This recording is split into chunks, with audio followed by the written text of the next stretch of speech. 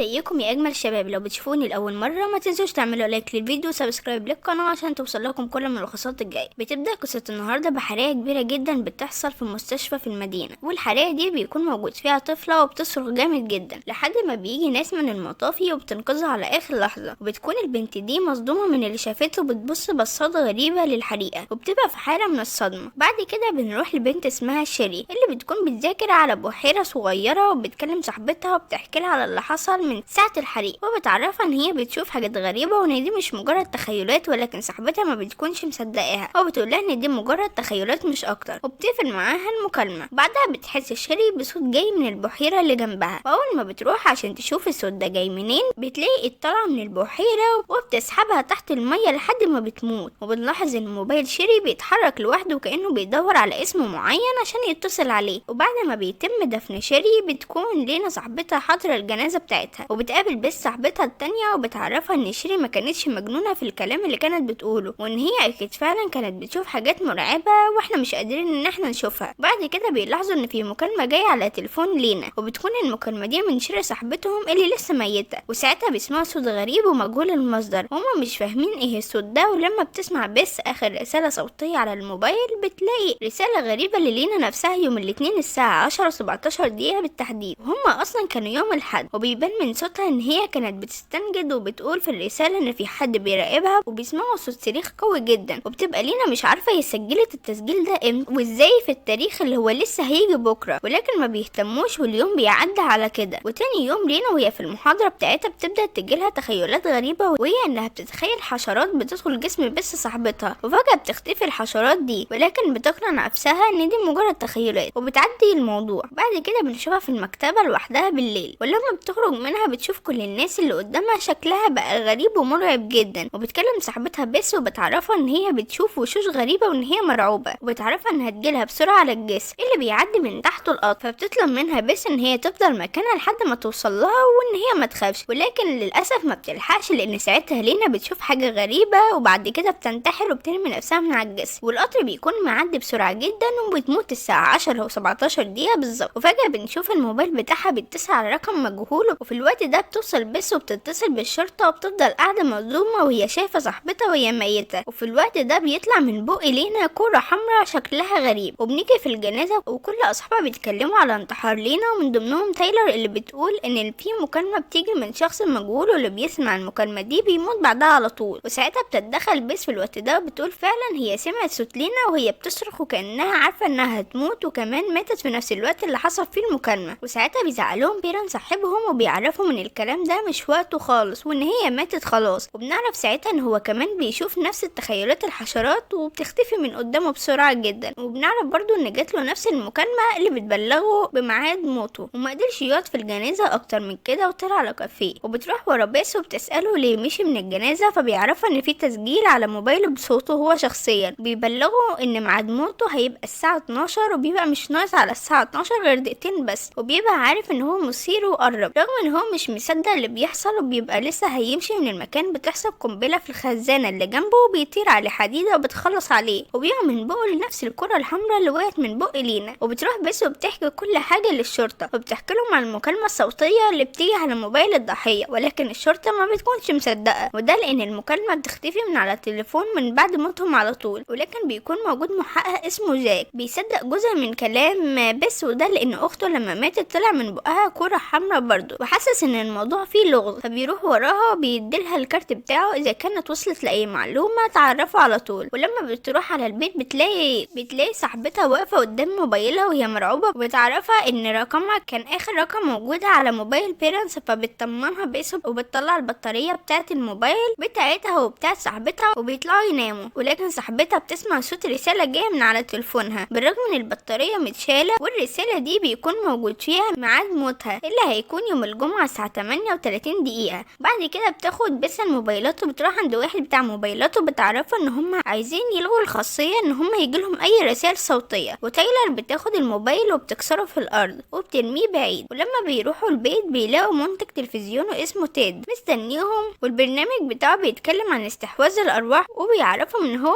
عايز يصور مع تايلر بعد ما عرف قصتها من الطلاب، وبيديها موبايل من معاه عشان لو وافقت تتواصل معاه. وفجاه بتجيلها نفس الرساله الصوتيه اللي جات لها على الموبايل القديم. وهنا بتعرف صاحبتها ان هي لازم تروح تقعد اخر يومين فاضلين ليها عند اهلها لانها كده كده عارفه ان هي هتموت. وتاني يوم لما بس بتصحى من النوم بتلاقي الباب بيخبط، فجاه بتشوف تخيلات لذكريات ليها قديمه وهي صغيره. لما بتفتح الباب بتلاقي جاك المحقق وصل لها وبيقول لها ان هو عارف حل اللي بيحصل ده، وان الحوادث اللي بتحصل بسبب ان الضحيه بتتصل بالشخص قبل ما يموت، فالشخص ده بيموت بعده وهكذا. وعشان يوقفوا اللي بيحصل ده لازم يوصلوا لاول واحد كان ضحيه للموضوع ده، وفي الوقت ده ما يعرفوش حد غير اخت جاك اللي ماتت. فبيقرر ان هم ياخدوا موبايلها ويشوفوا مين كان متواصل معاها قبل ما تموت. فبيعرفوا ان اخر مكالمه ليها من بنت اسمها ماري. فبيقرروا ان هم يروحوا يبحثوا وراه، واول ما بيوصلوا البيت بيلاقوه مهجور ومحدش ساكنه. واول ما بيدخلوا بس بتلاقي تماثيل زي اللي كانت بتشوفها في تخيلاتها، وبيلاقوا في برنامج مفتوح على التلفزيون، وبيكون البرنامج ده بتاع تيد اللي كان موجود عند بيتهم. وبيقول في البرنامج ان هو مستضيف النهارده تايلر، وان هو هيطلع